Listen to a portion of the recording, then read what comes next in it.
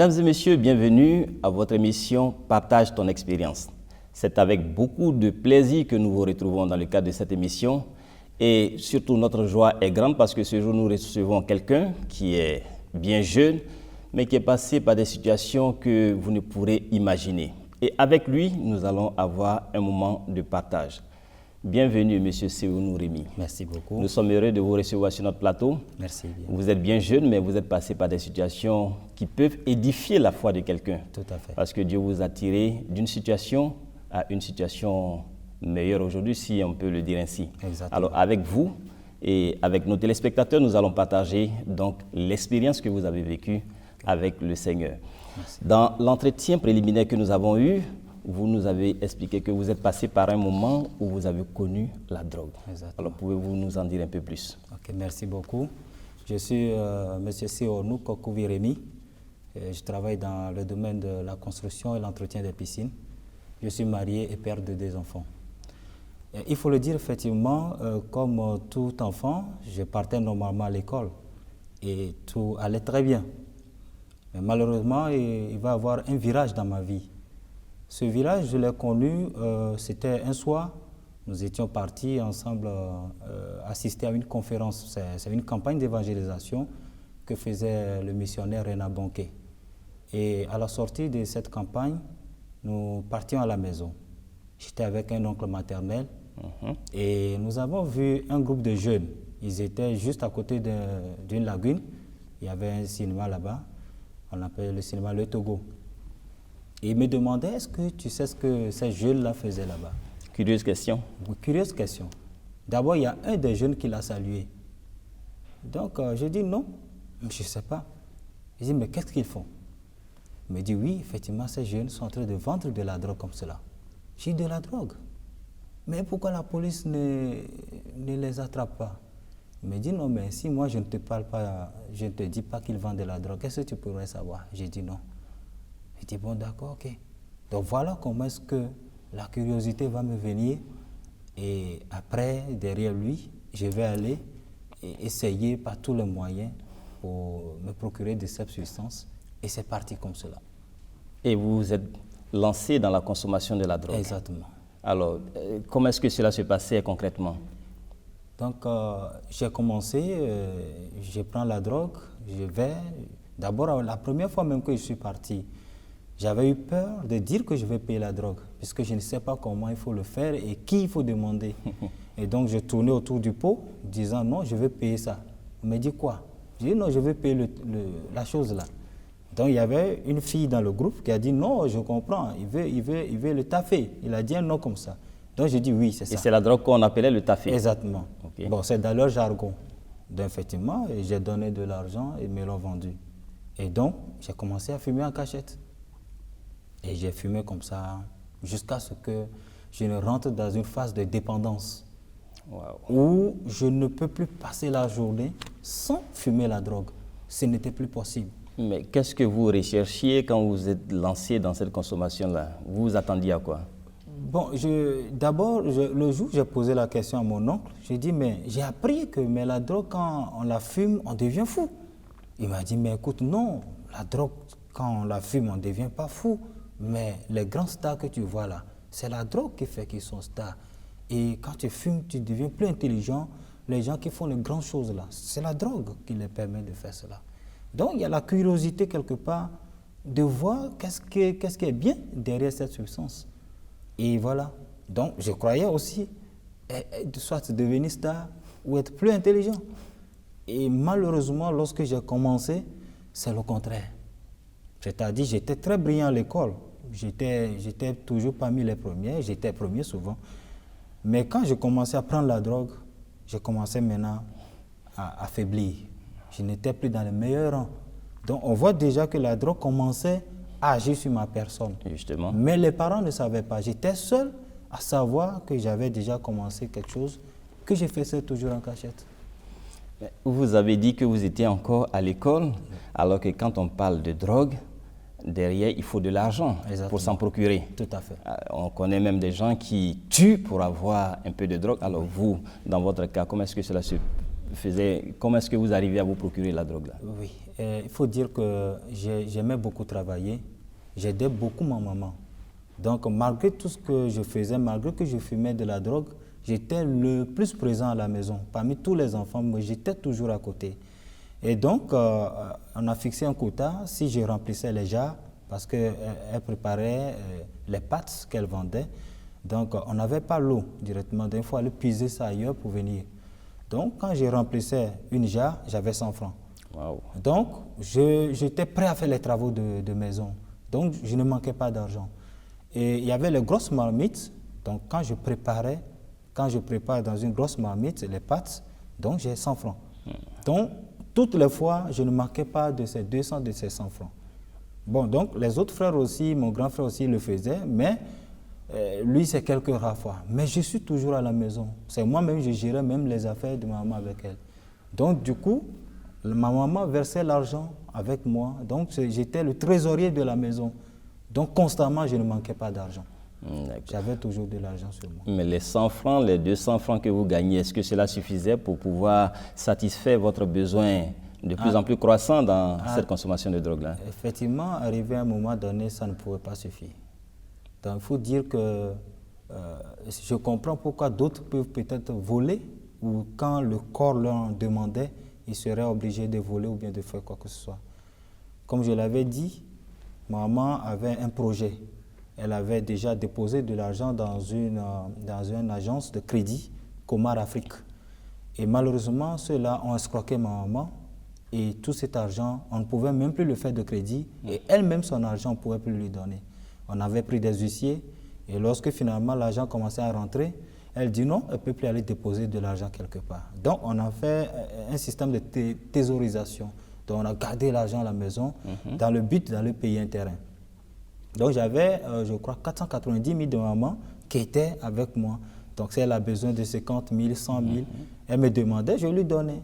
Donc naturellement, tout ce qu'elle demandait, elle a toujours eu. Elle n'a jamais demandé de l'argent. J'ai dit non, l'argent n'est pas là. Donc elle ne pouvait pas s'inquiéter. Elle ne pouvait pas du tout s'inquiéter pour dire. Elle ne pouvait pas douter non plus. Et tout à fait.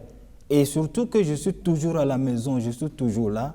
On ne peut pas sentir que ce jeune homme avait en tout cas ce grave problème. Et c'était comme ça. Même mon grand frère qui était à Cotonou, lui aussi, à un moment, il est venu, il a déposé 200 000 francs avec moi. Donc, bizarrement, je ne manquais pas d'argent. J'avais toujours de l'argent quelque part, mais l'argent, ça se creusait. Ça se creusait parce qu'il fallait satisfaire des besoins. Exactement, exactement. En drogue surtout. Oui. Au début, vous avez dit que le groupe de jeunes que vous avez vu, qui était attroupé, quand votre oncle vous a dit que c'était la drogue qu'ils étaient en train de commercialiser, vous êtes inquiété, pourquoi est-ce que la police n'intervient pas? Tout à fait. Alors, dans votre cas, vous êtes devenu un consommateur et vous nous aviez dit que vous êtes passé également par la prison. Exactement. Est-ce la drogue qui vous a conduit à cette prison? Ou alors, comment est-ce que les choses sont arrivées? Tout à fait. La drogue ne m'a pas conduit en prison. Il faut dire qu'un matin, j'étais là et c'est l'un des événements qui allait aussi changer ma vie. Et j'étais à la première année à FASEG, Faculté des sciences économiques de gestion, où je partais chaque matin. Très tôt, il faut être à la faculté. Je me suis réveillé ce matin-là, comme d'habitude, pour m'apprêter, pour aller au cours. Et j'attendais des voix. Genre, les voix qui couraient derrière un volet, un truc comme ça.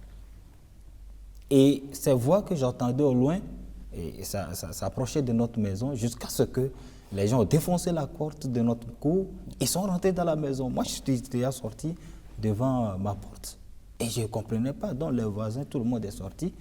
Mais qu'est-ce qui se passe? Plus de 200 à 300 personnes. La cour est remplie, même la devanture. Waouh! Et tout le monde demandait, mais qui est Rémi? Qui est Rémi? Je suis sorti, il y avait une paillote dans notre cour. Et j'étais arrivé au niveau de la paillote. Je leur ai dit, non, Rémi n'est pas là. Mais quel est le problème? Et pourtant, vous êtes Rémi. C'était moi. Et au moment où je leur disais que mais je ne sais pas pour quelle raison vous cherchez Rémi, voilà un monsieur qui rentrait tout couvert du sang. On dit, voilà ce monsieur, ils sont allés voler quelque part et ce monsieur dit, c'est toi qui leur procures des armes. Donc vraiment, nous sommes venus prendre le cerveau. Il dit, quoi? Des armes? Le cerveau d'un gang? Oui. Et je ne pouvais pas tenir. J'ai commencé à crier. J'ai commencé à crier, au secours, au secours. J'ai dit, le remis en question, c'est moi. C'est parce que je ne sais pas pour quelle raison, vous cherchez, il y avait les gourdins, les gens avaient les trucs dans la main. Je ne peux pas comme ça vous dire, c'est moi. Je n'en ai aucune raison. Il dit, bon voilà, donc, le monsieur a cité ton nom. J'ai dit, non, je ne me reconnais pas dans ce que vous dites. Je ne l'ai même pas vu. Effectivement, ce monsieur, je le connais très bien. Je l'ai même commandé un travail parce qu'il faisait la sculpture. Et la veille même où cette histoire va arriver, il était là avec un autre monsieur qui est un géomètre. Et voilà, ils sont venus juste me demander de l'argent pour dire, mais tu as dit de te faire une sculpture, il faut donner quelque chose. Je dis, non, je n'ai pas de l'argent. Bon, si tu veux prendre les 250 francs, après quand j'aurai quelque chose, je vais te donner. La veille, effectivement, ils sont partis. Et ce monsieur, il a cité le nom de ce géomètre avec qui il était venu la veille et mon nom. Wow. Donc, naturellement, la grande chance que j'ai eue, si vraiment la foule devait mettre la main sur moi, c'est sûr que j'allais mourir parce qu'il faut voir tout ce monde. Oui. Mais dans le quartier, le commissaire central, celui qui dirigeait le commissariat central, c'est un voisin du quartier. Donc, comme la foule est passée devant sa cour, il a envoyé ses gardes d'aller voir ce qui se passe chez le voisin. Et quand ils sont venus, ils ont entendu parler des armes. Je ne sais pas si cela a fait 15 minutes. 2 cargos de CRS sont déjà présents. La compagnie républicaine de sécurité. Exactement. Donc, la question fuse par là. Monsieur, dis la vérité, où sont les armes? Où as-tu cassé les armes? J'ai dit non, je n'ai pas d'armes, je n'ai jamais utilisé d'armes. Tout ce qu'il dit sur moi, c'est du faux. Je n'en connais rien. Mais avec la drogue, vous n'aviez pas flirté quelque peu avec les armes? Jamais dans ma vie. Jamais. Et le jour-là même, je peux dire, malgré que je ne suis pas dans la bonne direction, Dieu avait eu pitié de moi. Parce qu'il y a un événement qui aurait pu encore aggraver la chose. Parce que dans la maison, là où j'habitais, on avait fait un plafond traditionnel. J'ai fait le plafond avec les pailles et j'ai mis les papiers peints pour essayer de décorer cela. Et il y a un endroit du plafond où j'avais caché de la drogue. J'avais mis ça dans un papier et c'était beaucoup. Waouh. Et quand eux étaient venus, ils ont pris les choses pour casser le plafond. Donc le plafond est tombé parce qu'ils recherchaient les armes. Sinon, je n'en connais rien. J'étais menotté, ils m'ont frappé tout couvert de sang. Donc, toute ma prière est que si cette drogue tombait, alors la situation s'aggrave. C'est clair, tout ce que je vais dire, ça ne peut qu'encore aggraver ma situation parce que tu dis non, mais voilà, on a vu la drogue dans ta maison, tu as caché et c'était beaucoup. Dieu merci, le plafond est tombé, mais exactement la partie où se trouvait la drogue était toujours restée là. Donc le plafond est tombé en pente. Et exactement là où j'ai caché la drogue n'est pas tombée. Le papier n'est pas tombé. J'étais encore dans la main de la police et j'ai fait signe à mon petit frère. Il dit bon, viens un peu, je vais te parler. Quand il est venu, je lui ai dit, ah vraiment, le moment est très dur, je ne peux pas tout expliquer. Mais va dans tel coin, tu vas trouver telle chose, pardon, prends ça, il faut brûler.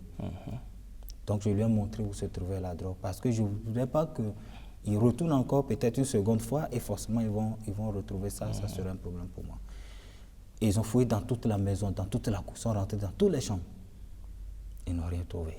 Donc ils ont dit, bon ok, ils vont me prendre pour aller dans la maison où on a volé. Effectivement, nous sommes arrivés dans la maison. Et malheureusement pour moi, le propriétaire chez qui ils sont partis voler dit oui, lui là je le reconnais, il fait partie des voleurs. Et je ne comprenais pas. Vous connaissiez cet individu-là? Je ne le connais pas, c'est ma première fois de le voir. Même la maison, mais c'est ma première fois de rentrer là-bas. J'ai dit mais non monsieur, vous m'avez vu, j'ai porté quel habit? Il dit non, je t'ai vu, de toutes les façons je t'ai vu. J'ai dit non, ce n'est pas moi. J'ai tout dit, c'est lui. Donc il commençait à parler parce que c'est quelqu'un du Nord, il a parlé en dialecte. Et certains CRS, bon, ils échangeaient sur le plan français. Il a tourné, il a pris la pierre sur laquelle on écrasait le piment. Oui. Il voulait casser ma tête avec. Wow. Donc tellement ils m'ont frappé, j'ai appelé un de leurs chefs. Je leur ai dit vraiment, ça fait combien de temps vous me frappez? Regardez comment je suis. Si même vous avez menti que quelqu'un volait une voiture ou bien quelque chose, qu'on le met sur moi, je n'ai pas fait, mais j'allais dire oui. mais vous dites les armes. Si je dis oui parce que vous allez me tuer, qu'est-ce que je veux vous montrer? Ou qu'est-ce que je peux vous montrer pour dire effectivement c'est ça? Donc faites attention parce que dans votre carrière, vous êtes en train de tuer un innocent. Je ne suis pas au courant de tout ce qui se passe. Et le géomètre qui était votre co-accusé? Justement, le géomètre, moi quand on m'a pris, ils sont allés dans la maison du géomètre. Et ils n'ont pas trouvé le géomètre, ils ont trouvé son grand frère. Et son grand frère, il dit, mais non, mon petit frère, il vient de partir au travail. Seulement, je ne sais pas où il allait faire son travail. Mais on était ensemble ce matin. Ils ont dit, non, ton petit frère a fui. Il dit, non, il n'a pas fui. Il dit, bon, ok, comme tu es sûr que ton petit frère n'a pas fui, alors il faut rentrer dans le camion. On va aller au commissariat central. Le soir, quand ton petit frère va venir, on va te libérer. Donc, il est rentré dans le camion. Et donc, on quittait maintenant la maison de la victime, s'il faut le dire ainsi, et on repartait maintenant au commissariat central. Chemin faisant, on trouve deux messieurs qui arrêtent les camions. Les deux, il y a un qui a escroqué l'autre pour affaire de passeport. Et donc, quand ils ont arrêté le camion, ils expliquaient leur problème. Donc, ils ont dit non, nous, on n'a pas le temps pour vous écouter, parce qu'on a une mission spéciale. Rentrez dans le camion et arrivez au commissariat central, vous allez vous exprimer et on verra ce qu'il faut pour votre problème. Et quand ils étaient rentrés, il y a un des deux qui était géomètre et qui est supposé être au même lieu de travail que le petit frère de celui qu'on a mis dans le camion, parce qu'il est aussi géomètre. Et quand il est rentré, il dit, mais grand frère, qu'est-ce que tu fais ici? Il dit, mais non, voilà ce salaud-là, il indexait le voleur, qui est en train de mentir sur tout le monde. Voilà comment ils ont fait la vie de ce jeune homme. Il parlait de moi. Que même mon petit frère, il a dit que oui, mon petit frère est parti avec lui, ils sont allés voler. C'est là le monsieur dit, non, ton petit frère, je sais où il travaille. On devait tous ensemble être à ce chantier. Mais c'est parce que j'ai retrouvé ce monsieur qui a pris mon argent pour faire affaire de passeport depuis. C'est à cause de lui, je ne suis pas allé au chantier. Et quand il parlait, il y a un des agents de la police qui dit, donc, tu sais où travaille celui que nous cherchons? Il dit oui. Il dit, bon, ok, passe devant, d'aller à côté du chauffeur, il va nous amener au chantier. Et voilà comment on débarque sur le chantier, effectivement, et on trouve le géomètre. Ils avaient fini, il était en train d'enfiler leur décamètre quand on était arrivé. On l'a appelé, on dit, mais qui est M. Agboli? Il dit, c'est moi. Il dit, viens. Tu connais ce monsieur? Il dit, oui, je le connais. Il dit, bon, tu connais ce jeune homme? Il m'indexe. Il dit, oui, je le connais très bien. Il dit, bon, ok, il faut entrer. Ce monsieur dit que tu es parti cette nuit voler avec lui. Il dit, quoi? On dit, non, non, tu ne parles pas, il faut rentrer. Donc, sa chance, comme arrivé à un moment donné, on posait des questions au voleur. Mais tu as dit qu'il fait partie. Il dit non. Mais tu n'as pas appelé son nom? Il dit oui. Mais il fait partie? Il dit non. Donc, c'est devenu... Il n'y avait plus de stabilité dans ses réponses. Non. Donc, on dit, bon, monsieur, rentrez. Donc, lui, on ne l'a plus menotté. Mais moi, j'étais toujours dans les menottes. Ils m'ont frappé, je peux dire, ils m'ont torturé. Parce que dans mes paumes, la paume de mes pieds, ils ont déchiré ça. Wow. Donc, je ne pouvais pas marcher, je faisais 4 pattes. Et donc, voilà comment est-ce qu'on quitte, on arrive au commissariat central. Et maintenant, c'est la de prison, là, la route vous de êtes prison. transféré Exactement, à la prison de Lomé. Exactement. On est rentré, c'est le 13 novembre 1997. Et j'ai fait 8 jours là-bas. Et le 21 novembre, un vendredi, alors on nous défait à la prison. À la prison. Oui. Et vous arrivez dans cette grande prison de Lomé, Oui. qui est réputée pour être l'une des prisons les plus sévères de l'Afrique de l'Ouest. Tout à fait. Alors, un jeune homme qui est encore sur les bancs de l'étude et puis qui se retrouve en prison. Oui. Quelle est votre vie là-bas? La prison, ma première fois de rentrer en prison, ça fait pitié. Parce que c'est un autre monde. Comme eux-mêmes le disent, c'est le 6e continent. Quand vous rentrez en prison, vous sentez que vous êtes ailleurs. Et la façon dont on nous accueille là-bas aussi, tu comprends que ce n'est pas ça. Ça fait vraiment pitié. Je suis rentré en prison et ils ont pris les noms, ils ont aussi leur service de sécurité, les prisonniers. Nous rentrons dans la salle pour faire l'enregistrement des noms et autres. Je sors, je n'ai plus mes chaussures. Je vais demander, on m'a giflé. Donc je n'ai plus le droit à poser de questions. Bon, on m'a conduit pour aller dans une des chambres des prévenus. Je suis resté dans cette chambre. Ma grande chance en prison est que Dieu me conduisait malgré tout. On était venus à deux, Oui. moi et puis les géomètres en géomètres, question. oui, On oui. était déférés tous ensemble. Lui, on l'a mis dans une autre chambre, moi aussi on m'a mis dans une autre. Au moment où je rentrais dans la chambre qu'on m'a mise, je vois un jeune homme qui sort. Ce jeune homme, je le connaissais au quartier. Lui, il avait une fois fait la prison. Lui, c'est un grand gangster. C'est un habitué. Oui. Mais bizarrement, tout ce monde n'a jamais su que moi, je fumais la drogue. Parce que je n'ai jamais fumé la drogue en public. Je ne l'ai jamais fumé en groupe. Je ne buvais pas en groupe non plus. Je faisais tout seul. C'est ça qui a solitaire. fait que... Exactement. C'est ça qui fait beaucoup n'ont pas eu un esprit vers moi pour dire, lui là, il fréquente tel ou tel groupe. Donc ce jeune homme, quand ils avaient fait la prison, celui que je disais, je l'ai vu tout de suite dans la prison, il était un haut gardé de la prison, avant qu'on ne le libère. Il était le CC, donc le chef de cour. Et après on l'a libéré, et un moment, nous on le voyait au quartier, puis finalement on ne le voit plus. Il était retourné en prison. Il était retourné en prison. Donc, comme il était retourné en prison, c'est vrai, il n'est plus CC, mais il a toujours son grade. C'est comme un grand type qui est revenu encore en prison, donc c'est un intouchable. Et quand il m'a vu, il a crié, il dit quoi? Docteur en prison? Parce qu'eux m'appellent docteur. Il dit docteur en prison? Je ne crois pas mes yeux. Donc immédiatement, c'était vers les 17h. Vers les 17h, le temps pour vous fermer, pour vous enfermer. Donc, il est allé voir rapidement le CB, le chef du bâtiment, de mon bâtiment où on m'a mis. Il dit, bon, lui là, c'est mon gars, donc traite-le bien. C'est fini. Donc, vous êtes arrivé en prison et par la grâce de Dieu, vous êtes tombé sous la coupole de quelqu'un qui avait quand même une autorité dans cette prison. Tout à fait, comme donc, le chef prison aussi. Ça facilite donc votre séjour là-bas. Vous y êtes resté combien de temps?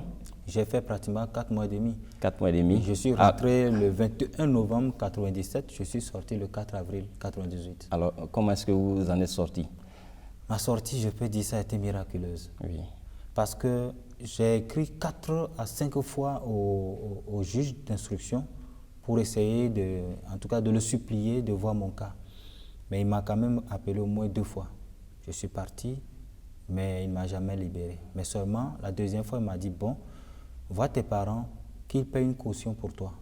Là, je vais te donner une liberté provisoire, tu vas continuer tes études, en attendant que l'enquête se fasse. Ma maman a payé 150 000, il restait 150 000. Et donc, c'était pendant les fêtes, et il y a une chorale qu'on appelait Grace Choir, chorale de la grâce. Donc, ils étaient venus, en tout cas, soulager un peu la souffrance des prisonniers en faisant des cadeaux. Et c'est quand les membres de cette chorale chantaient, je vois une dame, je peux dire une jeune dame qui pleurait. Et c'était la grande sœur de mon ami intime avec qui on a fait le primaire jusqu'à l'université. Elle s'appelait Anna. Elle pleurait seulement. Donc quand ils ont fini la prestation, elle s'est approchée de moi. Et donc je vois une dame aussi qui est venue vers elle. Donc elle me présentait à la dame. Elle dit, ah, voilà mon frère que je t'ai dit, il est venu en prison, tout ça là. Donc la dame dit, bon, nous allons revenir te voir. Effectivement, 2 jours après, on m'appelle que j'avais eu visite. Je vais, c'est le staff de la chorale qui vient me voir. Ils étaient 4 personnes. Et quand je leur ai expliqué tout ce que je vis là-bas, ils m'ont dit, bon, maintenant, quelle est la situation? Je dis, non, il me manque maintenant 150 000 pour avoir une liberté provisoire. Il dit, bon, Anna, demain passe me voir au bureau. C'est pas à cause de 150 000, il va perdre son temps en prison ici. Donc, de façon providentielle, vous retrouvez les 150 000 pour payer le reste de la caution. Tout à fait. Et vous sortez de la prison. C'est ça. Alors, quand vous êtes sorti de prison, votre vie à l'extérieur? Ma vie à l'extérieur, quand je suis sorti le soir là avec ma maman, j'ai dit non, on va marcher. Je ne vais pas prendre au rond. Malgré que la distance, en tout cas c'est un peu long, mais j'ai demandé à maman si on peut marcher. Je voulais voir un peu les rues de Lomé. Et on a marché de la prison jusqu'à la maison. C'est comme du plateau, 2 plateaux. C'est un peu loin. Voilà. Et quand je suis arrivé de la prison, c'est là que va commencer encore un autre problème. Parce qu'à la prison, je vais me rendre compte que le temps que j'ai passé, les années où j'ai passé à fumer de la drogue, j'avais finalement le cancer. Wow. Et effectivement, les tumeurs avaient beaucoup pris de l'ampleur sur ma personne. Les douleurs sont intenables. J'avais extrêmement de douleurs. Quand ça poussait, même je sentais. C'est quand ça finit de pousser que la douleur diminue un peu. Mais quand il y a un nouveau coin du corps qui commençait à pousser encore, ça fait comme des boules. Donc, avant, si vous voyez, en bas de mes aisselles, c'est des grosses boules. En bas de mon cou ici, tout ça, c'est des grosses boules. Et je peux les palper, les attraper comme ça. Et ça me faisait extrêmement mal. Je sors de la prison avec cette douleur psychologique parce que je suis maintenant un malade. Oui. Je ne peux pas le dire à qui que ce soit. Parce que pour moi, dire cela à mes parents, c'est encore leur mettre une charge sur eux. Donc, je suis là dans le silence et je mourrai dans le silence. J'ai repris le chemin de l'école normalement. Mais malheureusement, un mois après, on m'a appelé à la faculté de venir prendre une lettre. Je vais, ce n'est pas une lettre, c'est une convocation. Donc mon plaignant allait se plaindre pour dire, mais pourquoi on m'a libéré? Que le juge ne devait pas me libérer. Bon, j'attends. Les gens m'ont dit, non, il ne faut pas te présenter. Si tu vas, ils vont te prendre. Effectivement, je ne suis pas parti. Au bout d'un mois, 3 semaines plus tard, deuxième convocation. Donc on m'a dit, mais si tu ne te présentes pas, si à la 3e convocation, ils peuvent te prendre n'importe où, à la maison, en chemin, au campus, ils vont te prendre partout. Donc, soit tu réponds, soit tu quittes le pays. Donc, vous vous êtes présenté? Je me suis présenté, à l'insu des parents, parce que les parents m'ont donné conseil de ne pas aller, mais je suis parti, seul. Et comment ça s'est passé? Et le juge, il a été vraiment gentil. Quand il m'a vu, il m'a dit, ah, j'ai été libéré, c'est vrai, pour que tu continues tes études. Mais dans la vie, on ne peut pas tout comprendre. Le plaignant est venu à 2 reprises. Et si à la 3e fois, je lance une convocation, je suis obligé de te remettre en prison. Mais ce que je pense, toi-même, pour ta sécurité, si je ne te mets pas en prison, il peut prendre d'autres personnes et peuvent te battre. Justement. Donc pour ta sécurité, quitte le pays. Et c'est donc dans ces conditions que... Et il m'a dit, je ne t'ai rien dit. Okay. Et je comprends ce qu'il voulait me dire. Et c'est dans ces conditions que vous quittez votre pays pour aller à l'aventure. Il va commencer un autre pan de votre vie. Tout à fait. Nous allons avoir à nous retrouver très prochainement. Merci et certainement, nous allons connaître la suite de votre histoire. Merci beaucoup. Mesdames et messieurs, nous sommes toujours à notre émission Partage ton expérience et nous recevions pour le cadre de cette émission M. Sevenou Rémy avec qui nous avons échangé. Et nous espérons vous avoir avec nous très prochainement pour connaître l'aventure de cet homme avec qui nous sommes en train d'échanger. Merci de nous avoir suivis. Que Dieu vous garde et à très bientôt.